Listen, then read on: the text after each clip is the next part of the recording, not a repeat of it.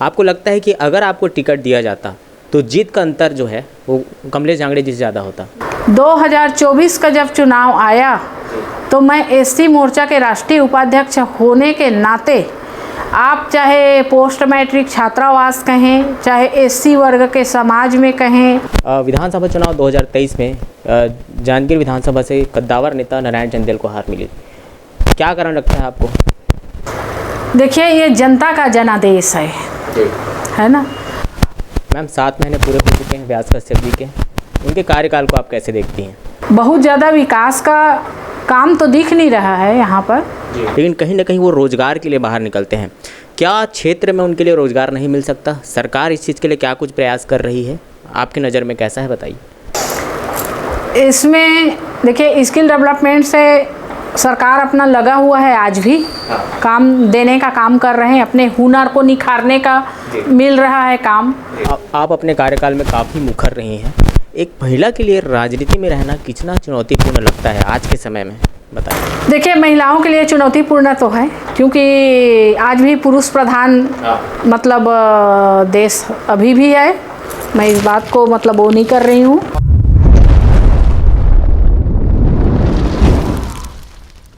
साथियों नमस्कार, मेरा नाम है भास मधुकर और आप देखना शुरू कर चुके हैं TNR न्यूज़ का खास कार्यक्रम सवाल जवाब का है। आज के कार्यक्रम में हमारी मेहमान हैं कमला देवी पाटले जी। इस कार्यक्रम के माध्यम से हम अलग अलग क्षेत्रों में जाते हैं, मंत्री, नेता, विधायक और सांसदों से मुलाकात करवाते हैं, उनके जीवन के बारे में आपको बताते हैं और राजनीतिक सफ़र के बारे में विश्लेषण कराते हैं। बातचीत के सिलसिलों को आगे बढ़ाएंगे। मैम बहुत बहुत स्वागत है आपका हमारे इस खास कार्यक्रम में। मैम हमारे कार्यक्रम का पहला चरण है, हम आपके जीवन के बारे में जानें। कैसा रहा आपका जीवन, संघर्ष, कहाँ शिक्षा दीक्षा हुई, राजनीति में कैसा आना हुआ, विस्तार से बताइए। मैं श्रीमती कमला पाटले, मेरे पिता का नाम वेदराम केसरिया, मेरे माता प्रकाश मती। मेरा जन्म सन 1966 में हुआ, 5 मई 5/5/66, और कोरबा ज़िला के गांव है खोडल करके, उस गांव का मेरा जन्म हुआ और मैं शिक्षा वहाँ से शुरुआत की और BA फर्स्ट ईयर की मैंने शिक्षा पास किया। उसके बाद मेरे शादी के बाद मेरा राजनीति सफ़र सरपंच से शुरू हुआ। मैं 97 से मैं राजनीति की शुरुआत की 1997 में और 2000 तक सरपंच थी, ग्राम पंचायत बेलटुकरी के सरपंच थी। उसके बाद मैं जनपद सदस्य 2000 के जो चुनाव हुआ ग्राम पंचायत का, उसमें जनपद का चुनाव लड़ी और जनपद सदस्य बनी। फिर उसके बाद तुरंत तत्काल मंडी का चुनाव हुआ, उसमें कृषि उपज मंडी जांजगीर चांपा के मैं अध्यक्ष का प्रेसिडेंट का चुनाव लड़ी, उसमें कृषि उपज मंडी के मैं अध्यक्ष बनी।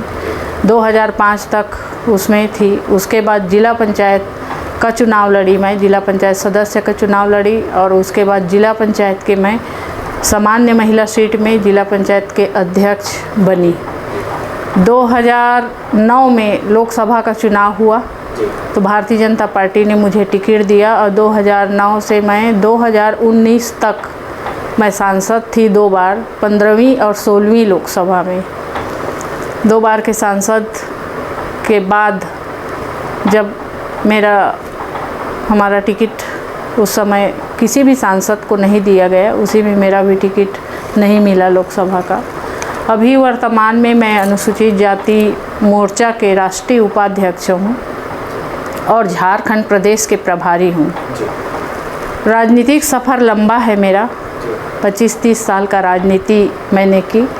कभी मैं चुनाव नहीं हारी, न कभी पीछे मुड़ के देखी। जब भी चुनाव लड़ी जीत हासिल हुआ और भारी भारी बहुमतों से जीत हासिल हुआ।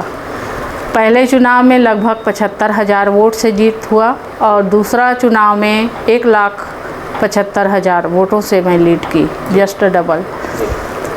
और राजनीतिक के सफ़र में जब सांसद बनी तो अपने क्षेत्र में विकास कराने का बहुत मौका मिला।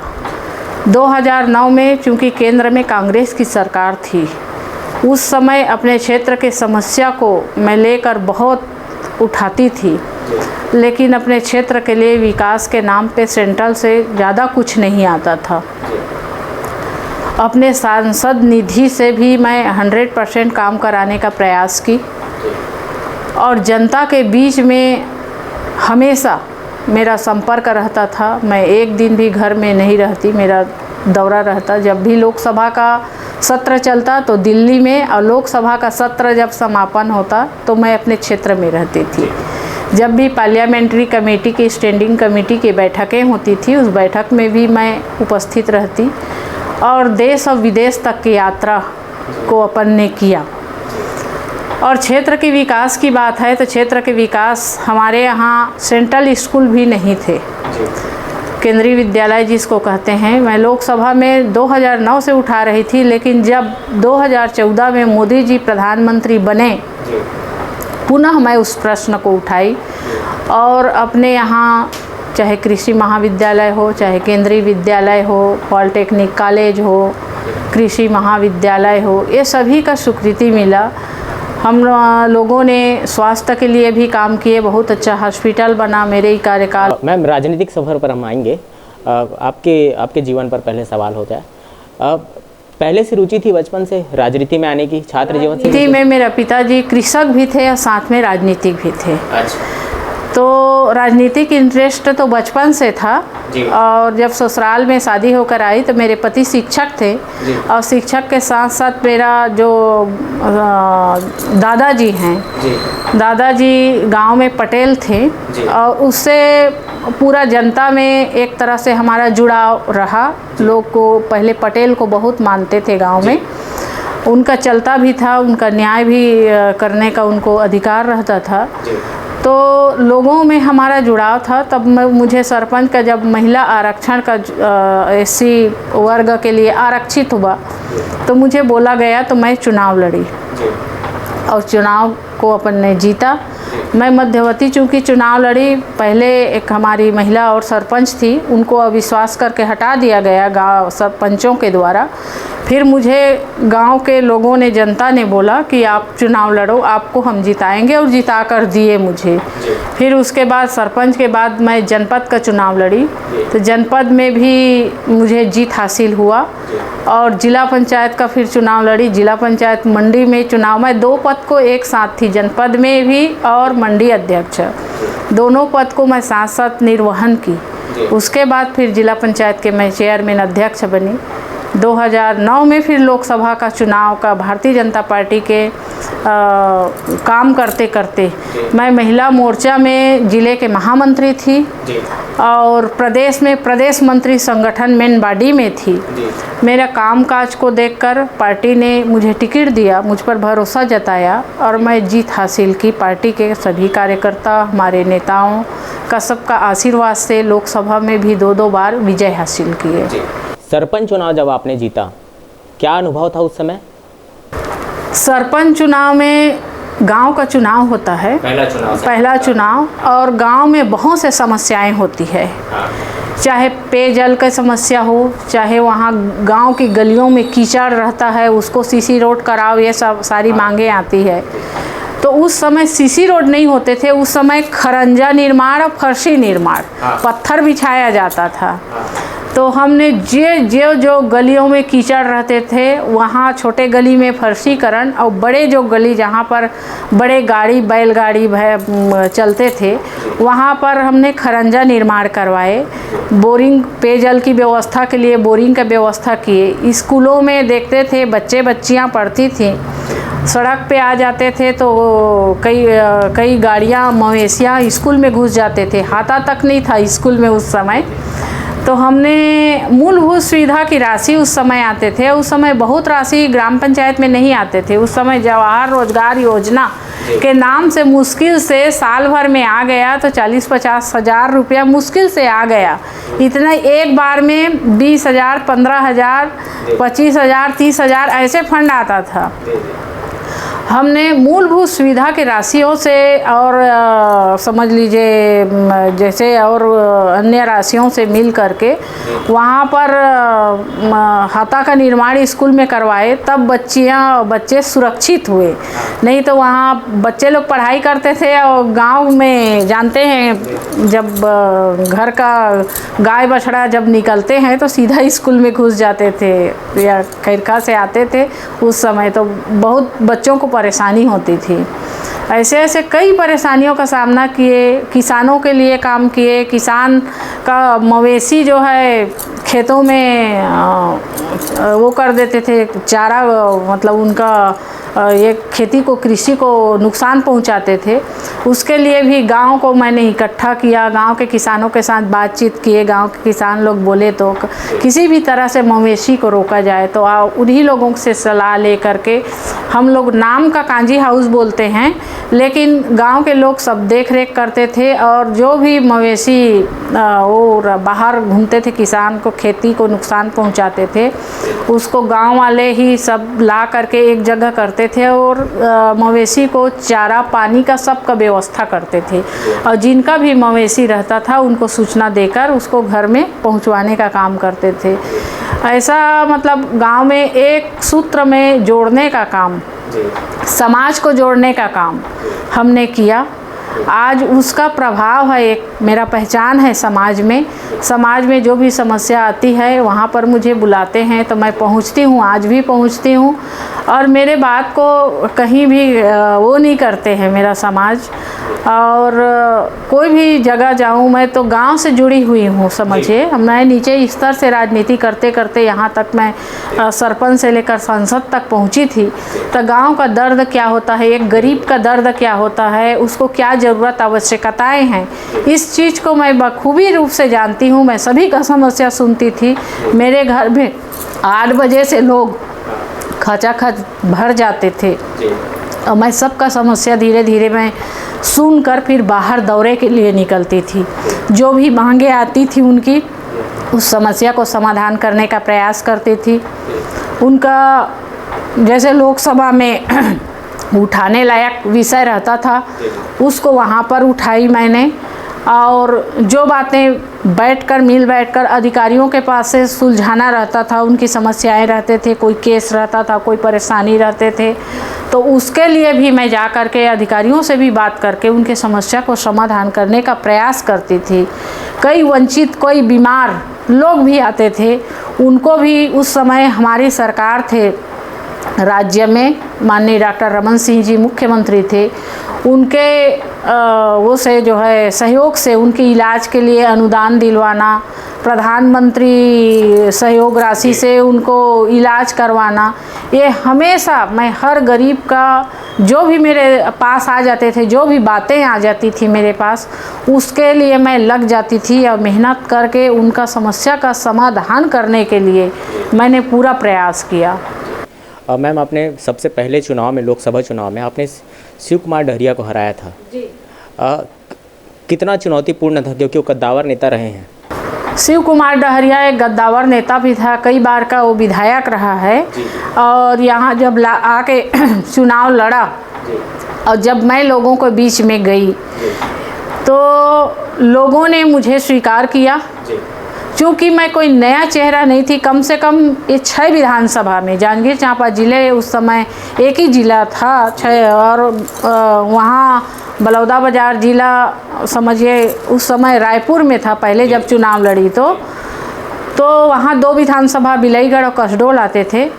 तो वहाँ भी मैं कार्यकर्ताओं के माध्यम से जब अपन ने गया, अपने बातों को रखा, अपना परिचय रखे, कार्यकर्ता के साथ मिलकर काम किए, तो वहाँ भी चुनाव में बहुत ज़्यादा कठिनाई नहीं आई। लेकिन यहाँ पर तो मुझे जन जन जानते थे। और मैं मंडी अध्यक्ष रही तो भी 3 विधानसभा पड़ा था उस समय, उसमें भी तीनों विधानसभा में अपन ने जीत हासिल किए थे। मंडी चुनाव में जिला पंचायत के अध्यक्ष थी तो उस समय 6 विधानसभा के एरिया था, तो मेरे लिए ये कोई नया नहीं था। मैं 6 विधानसभा में पहले से ही 5 साल से 10 साल से दौरा करती थी समझिए। तो महिलाओं के बीच में और किसान के बीच में सब लोगों के जाने आने में या काम करने में मुझे दिक्कत नहीं आई। एक चीज़ ज़रूर था, चुनौती था चुनाव, लेकिन मैं 75,000 से अधिक वोटों से उसको परास्त की। दूसरे चुनाव में जब हमारे मोदी जी का 2014 का जब चुनाव था, उसमें मुझे जान चुके थे, क्षेत्र के जनता भी जान चुके थे। तो उस समय मेरा कामकाज को देखकर, मेरा व्यवहार कहिए कामकाज को देखकर, हमारे पार्टी के रीति नीति को देखकर लोगों ने जस्ट डबल वोट से भी ज़्यादा मतों से जिताया। नहीं तो पहले चुनाव के अपेक्षा दूसरे चुनाव में लोगों का विरोध हो जाता है, माइनस जाते हैं, लेकिन मेरे साथ नहीं हुआ। जब मैं चुनाव लड़ी, मैं सरपंच से लेकर संसद तक, मेरा फाइल आप देख लेंगे, हर चुनाव में मैं पिछला चुनाव से जस्ट डबल वोट मतों से हमेशा विजय हासिल की। मैम, इतनी लोकप्रियता आपकी रही, लगातार 2 बार आप सांसद रहीं। पहले आपका टिकट काटा गया, गुहाराम जी को दिया गया, अब कमलेश जांगड़े जी को।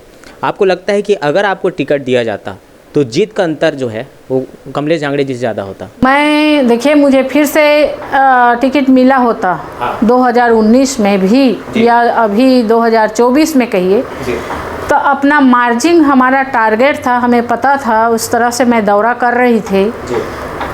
तो 3 लाख से कम मतों से अपन नहीं जीतते, 3 लाख से ऊपर ही जाता, ऐसा अपन ने बना के रखा था, तैयारी भी था। 2024 का जब चुनाव आया तो मैं एससी मोर्चा के राष्ट्रीय उपाध्यक्ष होने के नाते, आप चाहे पोस्ट मैट्रिक छात्रावास कहें, चाहे एससी वर्ग के समाज में कहें या अन्य समाज में कहें, हर कार्यक्रम को, पार्टी के कार्यक्रम से लेकर के सामाजिक कार्यक्रम से लेकर के क्षेत्र की दौरा, हर कार्यक्रम में मैं उपस्थित रह करके मैं अपने राजनीति को सक्रियता बनाने के लिए मैं हमेशा संघर्ष और तैयारी में पूर्ण थी। हम ये देखते हैं कि जांजगीर लोकसभा क्षेत्र की राजनीति कैसी है वर्तमान में। कमलेश जांगड़े जी, क्या अभी तो कुछ ही महीने हुए हैं, काम कैसा लगता है आपको उनका? अभी नया चुनकर आई हैं, अब पार्टी का जैसे दिशा निर्देश रहेगा वैसे काम करना चाहिए। जी। आप अपने कार्यकाल से कितना संतुष्ट हैं? मेरे कार्यकाल से मैं पूर्ण संतुष्ट हूँ। मुझे और कुछ काम कराने का मेरा इच्छा था, जैसे बच्चियों के लिए जो कॉलेज जाती हैं जी, उसके लिए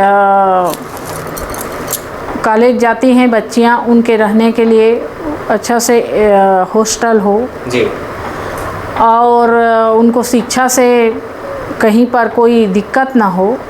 जो गांव-गांव से आती हैं और क्या है, जो हाई स्कूल तक के पढ़ाई को तो अपने क्षेत्र में कर लेते हैं, लेकिन जब कॉलेज जाना होता है तो उनको शहर में आकर के पढ़ाई करना पड़ते हैं। तो लड़कियों को मेन रहने ठहरने का जो समस्याएं आती है, तो उसके लिए मेरा एक वो था। फिर भी मैं अभी यहाँ पोस्ट मैट्रिक छात्रावास, कन्या छात्रावास में गई थी जी। वहाँ पर देखी तो वहाँ व्यवस्था सामान्य है, बहुत तो नहीं है।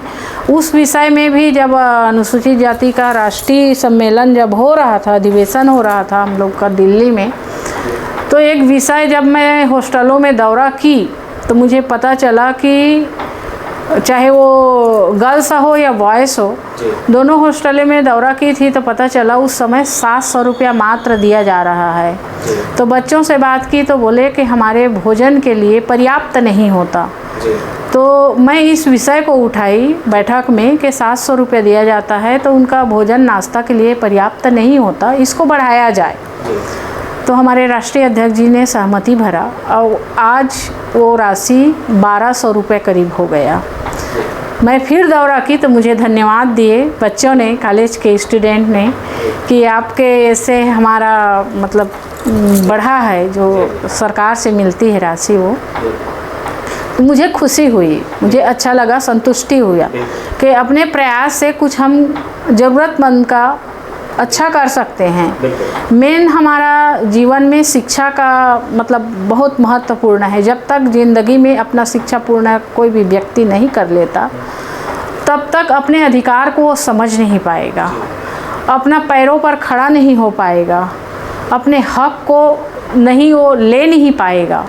इसलिए मेन है हम बच्चों का अच्छे शिक्षा दें, वो रोज़गार स्वयं बना लेगा। रोज़गार ऐसे बना लेगा कि जब सक्षम हो जाता है व्यक्ति, अपने आप को जान लेता है, पहचान लेता है, तो कोई अपना स्वयं का बिजनेस कर लेता है, कोई ठेकेदारी कर लेता है, कोई दुकानदारी कर लेता है, कोई नौकरी कर लेता है। जब सक्षम हो जाता है, जिसका अच्छा डिवीज़न, अच्छा मार्क आया तो इस तरह से व्यक्ति सक्षम हो जाते हैं। तो ये मतलब व्यवस्थाएं सरकार को बच्चों को पूर्ण होना चाहिए। इसके लिए मैं ये सब चीज़ को समझकर मैं हमेशा करती थी। मैं यहाँ तक के देखिए, यहाँ का जो नैला स्टेशन है, स्टेशन था कहिए नैला, लोग यात्रीगण आते थे, जांजगीर आना चाहते थे, और जब जांजगीर का नाम नहीं जुड़ा था तो लोग चांपा में उतर जाते थे, अकलतरा में उतर जाते थे और पूछते थे कि जांजगीर कितना दूर है। तो ये समस्याएं जब मैं पहले बार सांसद बनी तो मेरे पास आए, तो मैं लोकसभा में बार बार इस प्रश्न को उठाई कि हमारे यात्रीगण जो है, जो नहीं जानते हैं जांजगीर नैला एक ही शहर है, वो भटकते हैं, कहीं भी ट्रेन से उतर जाते हैं, उनको वहाँ से फिर ऑटो या टैक्सी करके आना पड़ता है। इसलिए उस स्टेशन का नाम नैला जांजगीर है, उसको जांजगीर और नैला जोड़ा जाए। तो मेरा कई प्रश्न, जब मैं 2009 में सांसद थी उस समय तो नहीं हो पाया, लेकिन मोदी जी जब सांसद बने तो वो फिर से हुआ जी। और उस स्टेशन का अपन ने ओपनिंग भी किए, नाम बदला गया। नाम बदलने में बहुत कुछ प्रक्रियाएं लगता है स्टेशन का, है ना, तो वो भी हुआ। यहाँ पर प्रधान डाक नहीं थे, यहाँ का और डाकघर थे, उसको कोरबा में सेट कर दिया गया था, बिलासपुर के पोस्ट प्रधान डाकघर में सेट कर दिया गया था। मैं उसका मांग की, लोकसभा में उठाई उस विषय को कि वहाँ का डाकघर को हमारा वापस किया जाए। वहाँ का इतना डाकघर है, वहाँ का हमारे क्षेत्र का डाकघर को वापस किया जाता है तो वहाँ का प्रधान डाकघर नहीं टूटेगा। और कोरबा में है उसको भी किया जाए, वहाँ का भी प्रधान डाकघर नहीं टूटेगा। तब जा कर के हमारी सरकार बनी तो उसको भी वापस किया गया। यहाँ प्रधान डाकघर बना जहाँ पर सारी सुविधाएं हैं, वो यहाँ तक कि समझिए पासपोर्ट वगैरह ये सब बनते हैं। और हमने केंद्रीय विद्यालय का जो मांग किया वो बन के तैयार है। बच्चे लोग धन्यवाद देते हैं, केंद्रीय विद्यालय में पढ़ते हैं करके गर्व महसूस करते हैं। इस प्रकार कई जो विषय है उसको अपन ने उठाया, अपन ने किया। मैम, वर्तमान सरकार यानी साय सरकार के काम को आप कैसे देखते हैं? पहले तो देखिए, साय सरकार के बात में आऊँगी। आप लोग रोड सड़क को देख रहे होंगे, है ना। हम लोगों ने बहुत प्रयास किया। उस समय माननीय गौरीशंकर अग्रवाल जी जब दूसरे बार मैं सांसद बनी तो विधानसभा के वो अध्यक्ष बने जी। और वो रोड जो है अपना जांजगीर से अपन जाते थे बलौदा बाज़ार तक, बहुत ख़राब था, बहुत ख़राब जी।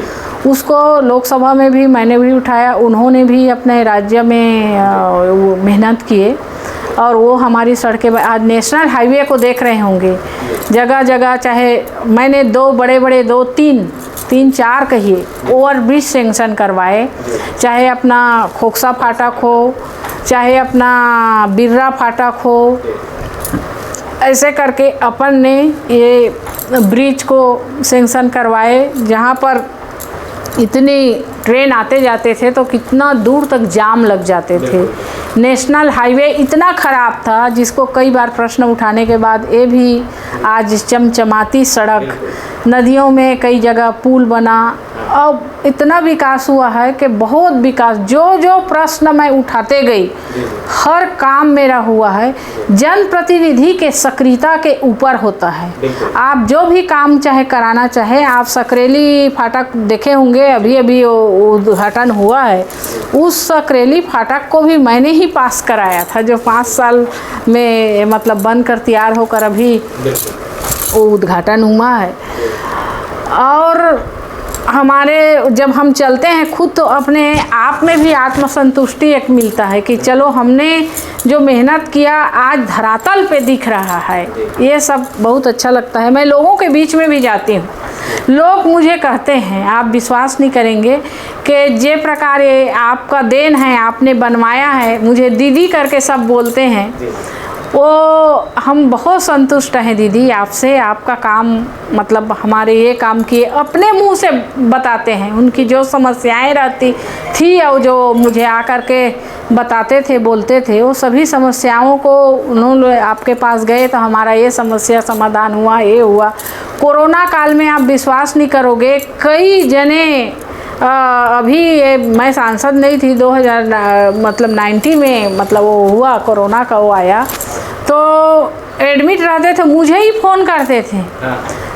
सरकार भी चेंज हो गया था, फिर भी अपन ने प्रयास करते थे और कई जने को अपन ने सपोर्ट करके फ़ोन के माध्यम से डॉक्टरों को बात करके उनका स्वास्थ्य को ठीक कराया, तो अपन को अच्छा लगता है, खुशी मिलता है। हमारे साय सरकार के कामकाज बहुत अच्छा है। आप देख रहे हैं कि किसान बंधु पूरा खुश हैं, क्योंकि उनको 3100 रुपया क्विंटल मिल रहा है, आज तक कभी नहीं मिला था इतिहास में। एकड़ के प्रति 21 कुंटल धान का खरीदी हो रहा है, जितना उपज होता है उससे भी मतलब पूरा का पूरा धान को खरीदी कर रहे हैं हमारे साय सरकार। तो ये किसान भी खुश हैं। और सभी क्षेत्र में, चाहे शिक्षा के क्षेत्र में हो, चाहे लड़कियों के मतलब विषय हो, शिक्षा दीक्षा हो उनका, ये सभी में साय सरकार, माता बहनों को महिला सम्मान निधि दिया जा रहा है, इसलिए महिला भी खुश हैं, उनका भी सम्मान हो रहा है, उनको भी 1000 रुपया हर महीना मिल जाता है। तो उनकी जो ज़रूरतें होती है, आवश्यकताएं होती है, महिलाओं को बहुत कुछ आवश्यकताएं होती है, और गांव के महिलाओं को तो और ज़्यादा, क्योंकि गांव में एक तो देखिए सामान्य वर्ग के रहते हैं, वो तो अपना कर लेते हैं, किसान रहते हैं, अच्छे से उनका आय का साधन रहता है उनके पास, उन लोग भी अपन ज़रूरत को पूरा कर लेते हैं। लेकिन जो गरीब रहते हैं उनको घर पालने चलाने में दिक्कत होती है, तो वो कहाँ से अपने ज़रूरत को पूरा कर पाएंगे। लेकिन आज वो महिलाएं अपने ज़रूरत को भी पूरा कर रही हैं। जो छोटा मोटा ख्वाहिशें हैं, उसको तीज त्योहार हो और कोई भी हो, छोटे से बच्चे हैं स्कूल जा रहे हैं, उसको 2 पैसा माँ से पहले बच्चे मांगते हैं, तो वो हंसी खुशी अपने बच्चों को 2-4 पैसा खाने पीने के लिए दे रहे हैं। तो उनके हाथ में भी एक आवक का मतलब, जब आदमी के पास कुछ आर्थिक रहते हैं ना, तो उसको एक आत्मविश्वास होता है, एक जीने का हौसला, एक आत्मविश्वास वो अपने आप निकलता है कि नहीं, मैं भी कुछ कर सकती हूँ, मैं भी कुछ करने लायक हूँ, मुझे आत्मसम्मान, मुझे सम्मान मिल रहा है सरकार से, ऐसा। तो इस प्रकार से महिलाएं भी, किसान भी, बच्चे भी, सभी लोग साय सरकार में सुखी हैं। और विकास का काम भी अभी अभी तो शुरुआत हुआ है, 6-7 महीना हुआ है सरकार को बने, अब विकास भी दिखेगा, विकास भी कराएंगे जी। मैम, विधानसभा क्षेत्र की बात करते हैं। विधानसभा चुनाव 2023 में जांजगीर विधानसभा से कद्दावर नेता नारायण चंदेल को हार मिली, क्या कारण लगता है आपको? देखिए, ये जनता का जनादेश है ना। अब इसमें नेता के ऊपर भी होता है, जनता के ऊपर भी होता है। एक तो अच्छा अपने आप को परफॉर्मेंस करना पड़ता है, और जनता का मूड क्या कहता है, इस चीज़ को देखना पड़ता है। जैसे बाकी विधानसभा क्षेत्र में महतारी बंधन योजना का फैक्टर जीत का कारण बना कई जगह, अपने लोकसभा में तो पूरा ये काम नहीं किया समझिए, है ना। अपने जांजगीर चांपा लोकसभा के 8 विधानसभा को हार मिली। अब इसमें कोई भी कारण कह सकते हैं, जनता का मूड कह सकते हैं, जनता का जनादेश, या अब आपको कैसे कहूँ, एक तो कृषि क्षेत्र है जी, कृषि क्षेत्र, और कांग्रेस ने कर्ज माफ़ी का भी घोषणा किया हुआ था, कुछ तो प्रभाव पड़ता है, ऐसी बात नहीं है। तो ये इसमें हम खुद अपने आप को भी देखें कि अपना मतलब योगदान जनता के प्रति कितना रहा, क्या रहा। और तैयारी तो मेरा भी था पामगढ़ से जी, मैंने भी बहुत मेहनत की थी। अब मैं आज तक चुनाव कभी नहीं हारी हूँ, और मुझे अगर विधानसभा हो या लोकसभा कोई भी में टिकट मिला होता मैं जीतती, ये मेरा मतलब पूर्ण विश्वास था। अपने को नहीं मिल पाया, फिर भी अपन ने पार्टी का काम किया। मैम 7 महीने पूरे हो चुके हैं व्यास कश्यप जी के, उनके कार्यकाल को आप कैसे देखती हैं? अब देखिए, वो विपक्ष का है जी, दूसरी बात, और पहले बार विधायक बना है। बहुत ज़्यादा विकास का काम तो दिख नहीं रहा है यहाँ पर जी, हाँ, लेकिन अभी 7 महीना में बहुत ज़्यादा आकलन करना जी, मतलब वो नहीं होगा। कैसे काम करता है, कुछ दिन कम से कम 1 साल 2 साल निकल जाए तब पता चलेगा कि कितना काम कर पाता है, कितना काम करता है ना। अपने तरफ से क्या कर रहा है अब वही समझे। लेकिन यहाँ अगर बीजेपी का विधायक रहते तो ज़्यादा विकास होता, ऐसे लगता है मुझे, है ना। क्योंकि राज्य में बीजेपी की सरकार है, ऐसा भी फैक्टर है क्या? नहीं, ऐसा नहीं बोल रही हूँ मैं। क्योंकि कई अपन इंटरव्यू में विधायकों ने एक बोला है कि राज्य में तो विपक्ष बैठी है तो हमारा काम तो पूरा नहीं हो पाता। ये वास्तविक बात है क्या ये? देखिए, सरकार जनता के प्रति पक्षपात नहीं करते। अच्छा, सरकार के पास जो उचित मांग है हाँ, वो मांगे जानी चाहिए, उठानी चाहिए, रखना चाहिए। और जनप्रतिनिधि को सजग होकर अपने क्षेत्र का विषय को लेकर मुखरता के साथ निष्पक्ष होकर बात को रखना चाहिए सदन में, चाहे वो विधानसभा हो चाहे वो लोकसभा हो। जब तक अपने बात को नहीं रख पाओगे तब तक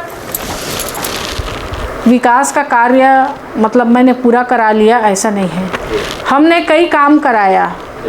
जो देखिए, हमारे यहाँ का कुछ मजदूर जो है विदेश में जाकर मलेशिया गए थे कमाने खाने के लिए, और वहाँ बंधक बन गए थे। वहाँ ऐसा प्लास्टिक कंपनी में काम कर रहे थे, और वहाँ पर ऐसा बंधक बनाया था कि उनको 2 वक्त का खाना भी नहीं देते थे। 2 दिन 3 दिन में 1 दिन भोजन दे रहे थे। बीमार पड़ते थे तो इनका इलाज के लिए उनके पास पैसा नहीं था, ना ही इलाज नहीं करवाते थे वो कंपनी। उनको परिवार में उन्होंने फ़ोन किया, उसके परिवार वाले मेरे पास आए और मुझे ये सारी बातें को बताए। तो मैंने मतलब फिर उसके बाद उनका खुद फ़ोन आया, और इस विषय को मैं पार्टी फोरम में पहले रखी। उस समय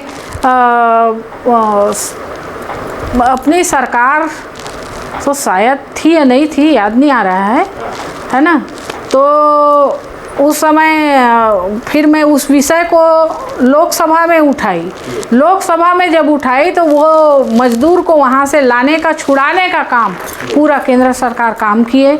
और जब मैं नहीं रखती विषय को तो क्या हो पाता।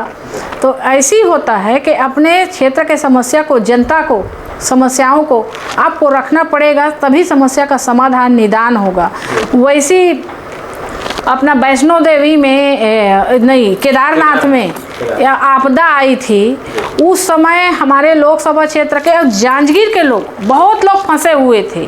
उनके घर परिवार वाले रोते हुए मेरे पास आए कि मैडम आप बचाओ, आप बचाओ, आप बात करो, वहाँ से निकालो, वहाँ से हमारे ये है वो है। मैं बोली सबको आप लोग नाम दो, सूची दो। मैं डॉक्टर रमन सिंह जी के पास, वो मुख्यमंत्री थे माननीय हमारे डॉक्टर रमन सिंह जी, तो उनके पास जा कर के मैं बैठी और बात की। ये आदमी हमारे क्षेत्र के फंसे फंसे हैं उनको लाना है, तो उन्होंने वहाँ सेंट्रल में भी बात किया और उनको हेलीकॉप्टर से दिल्ली लाया गया, मतलब वहाँ से हेलीकॉप्टर से निकाले, फिर वहाँ से फ्लाइट में ला करके उनको यहाँ छोड़े। तो इस तरह से आप समस्याओं को सदन में रखना पड़ता है। आप बातें ही करते रहोगे, आपस में तो नहीं होगा। जहाँ पर हमारा अधिकार है, जहाँ से हमको अधिकार मिलता है, जहाँ पर हम अपने हक की लड़ाई को लड़ सकते हैं, वहाँ पर अपनी बात को रखना पड़ती है। चाहे क्षेत्र का समस्या हो, चाहे विकास हो, चाहे काम हो, आपका जो भी समस्याएं हैं उस विषय को उस सदन में उठाओ, तभी आपका क्षेत्र का विकास होगा, काम होगा, है ना। वैसे ही हम रेल के लिए कई ठो स्टॉपेज के लिए कई प्रश्न उठाए हमारे क्षेत्र के जनता के मांग के लिए, तो कई ट्रेनों का भी स्टॉपेज मिला, कई काम मिले, और इस तरह से बातें होती है और काम होते हैं क्षेत्र का। तब तो आप जनता के दिलों में राज करोगे। जनता का काम ही नहीं करोगे तो आप जनता कैसे आपके सुनेंगी।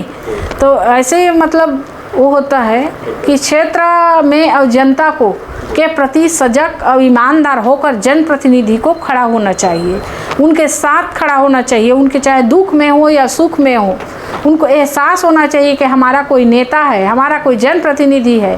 तब आपको आने वाला और चुनाव में मेहनत नहीं करना पड़ेगा, आप फाइट करोगे।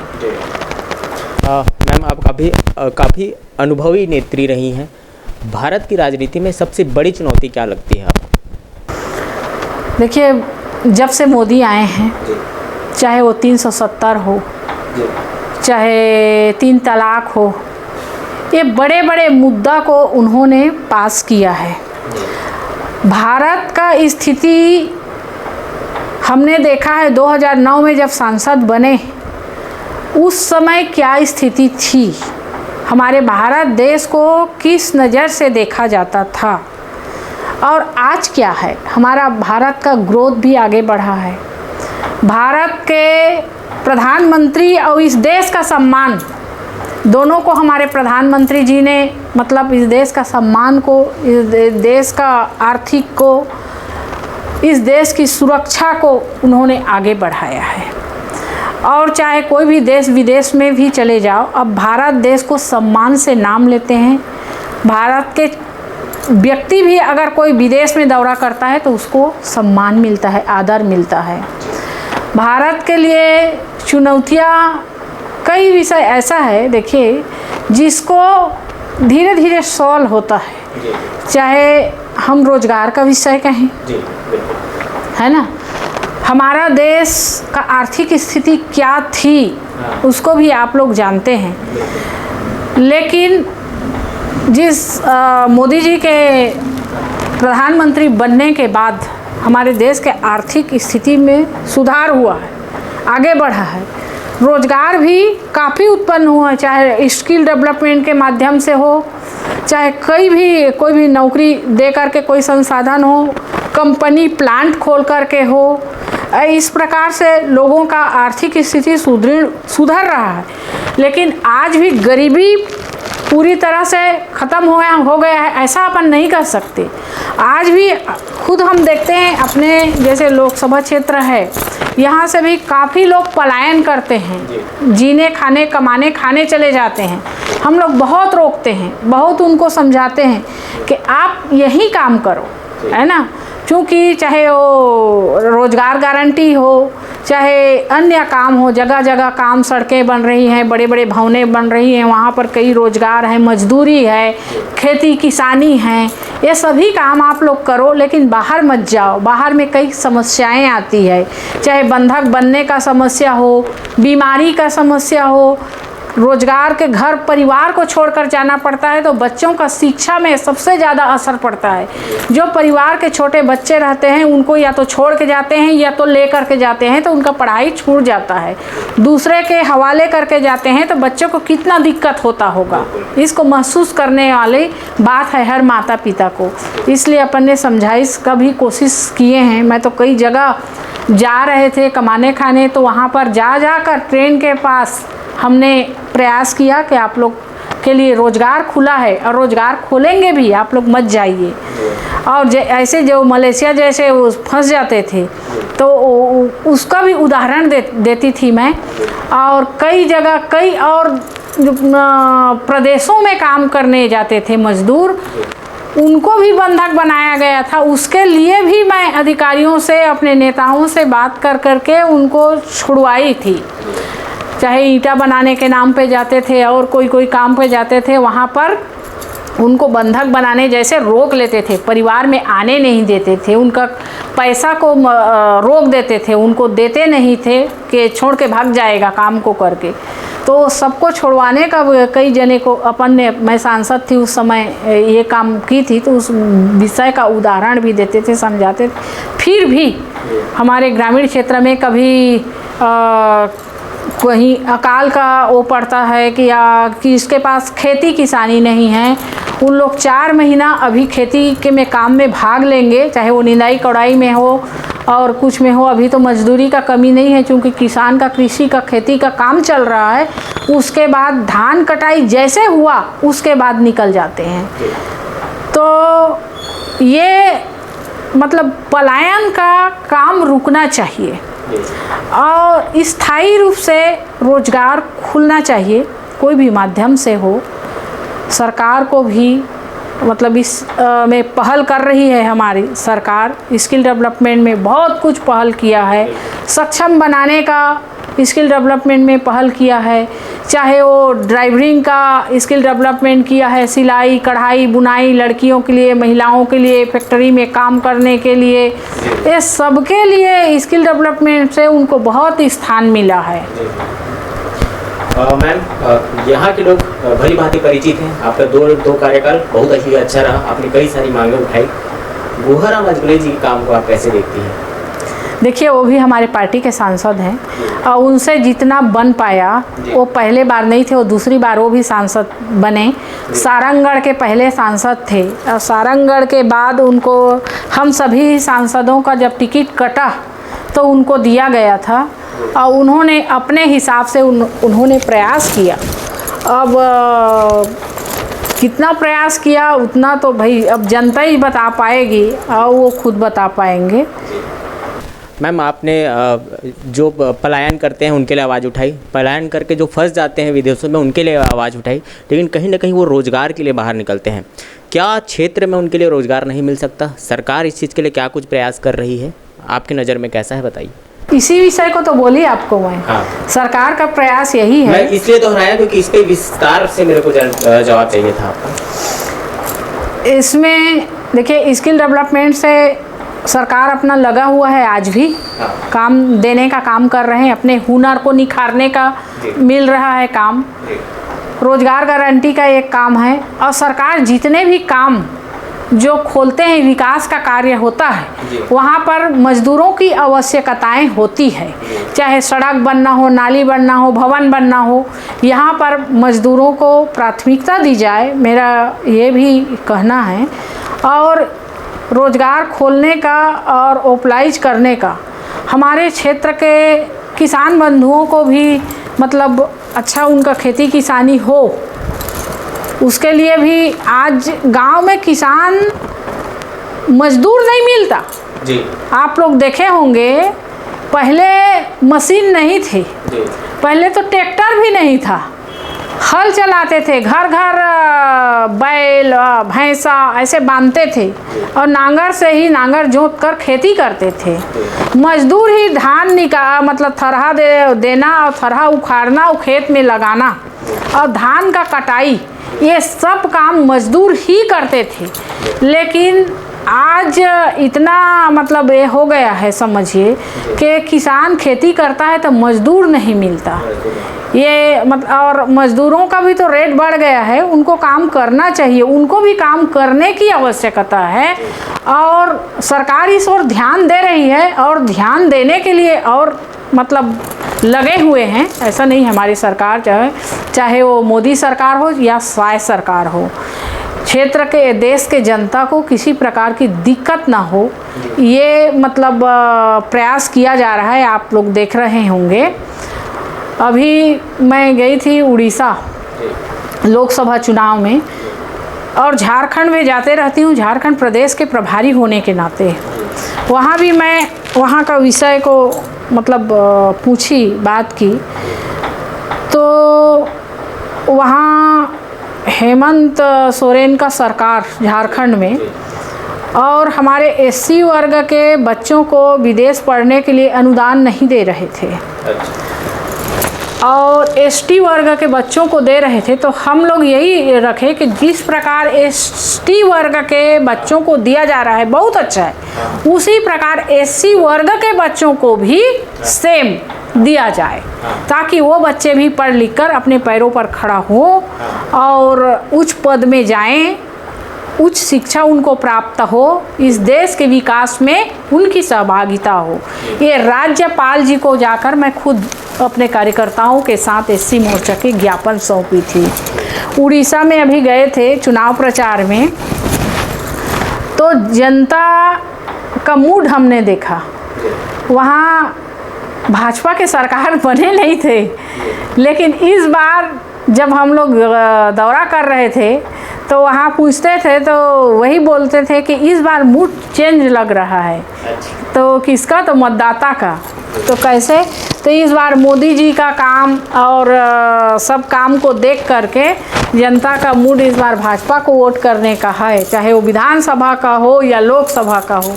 तो हमारे पूर्ण बहुमत के साथ उड़ीसा में भी सरकार बने, पूर्ण बहुमत के साथ अपना छत्तीसगढ़ में बने हैं, आप लोग देख रहे हैं, और लोकसभा में भी अच्छा सीट वहाँ आया। और अभी चुनाव है 3-4 राज्यों में, तो वहाँ भी अभी जाने का मुझे मौका मिलेगा। मेरे पास फ़ोन आ गया है। अभी हम लोगों का सदस्यता अभियान का दौर चल रहा है, मतलब चलेगा, जिसमें 4 राज्यों का मुझे सह संयोजक बनाया गया है, चाहे वो मध्य प्रदेश हो और उड़ीसा हो और बिहार हो, छत्तीसगढ़, ऐसे 4 प्रदेशों का सह संयोजक के रूप में अभी काम कर रही हूँ। सभी अध्यक्षों से बात करके उनका फाइल मांग के उनको भेजने का काम अपन ने कर रहे हैं। आप अपने कार्यकाल में काफ़ी मुखर रही हैं। एक महिला के लिए राजनीति में रहना कितना चुनौतीपूर्ण लगता है आज के समय में, बताइए। देखिए, महिलाओं के लिए चुनौतीपूर्ण तो है, क्योंकि आज भी पुरुष प्रधान मतलब देश अभी भी है। मैं इस बात को मतलब वो नहीं कर रही हूँ। और विरोधी पैर खींचने वाले ज़्यादा हो जाते हैं महिला को आगे बढ़ते देखते हैं तो।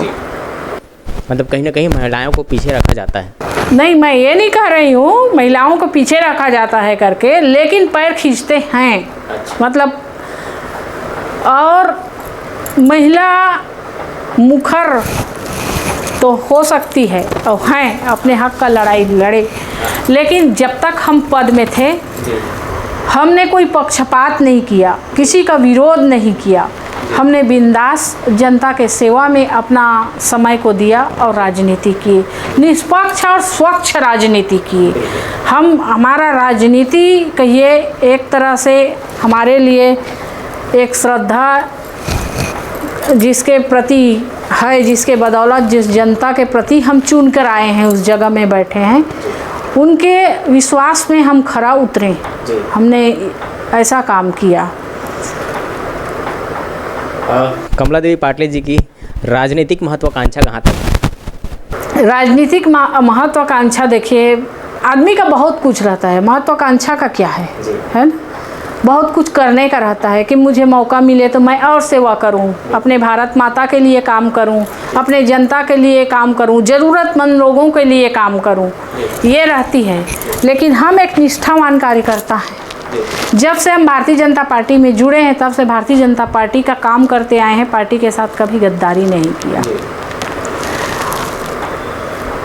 जब पार्टी ने मौका दिया तब चुनाव लड़े, नहीं दिया तो हमने चुनाव नहीं लड़ा। और आज जब भी जहाँ पर जनता की आवश्यकताएं होती है, जहाँ पर मुझे याद किया जाता है, चाहे महिलाएं हो, चाहे समाज हो, चाहे और कोई कार्यक्रमों हो, वहाँ पर मैं जाती हूँ, चाहे पार्टी का काम हो, और वहाँ पर अपने तरफ से जो भी काम करने का मौका मिलता है उस काम को बखूबी करने का प्रयास करते हैं। सपना कहते हैं, जिस महत्वाकांक्षा एक सपना भी है ना, तो वो बहुत कुछ रहता है, लेकिन पार्टी मौका देगी तब तो आप कर पाओगे उस चीज़ को, है ना जी। हमारे साथ जुड़ने के लिए बहुत बहुत शुक्रिया मैम। जाते जाते जांजगीर लोकसभा क्षेत्र की जनता को कोई संदेश देना चाहे हमारे माध्यम से।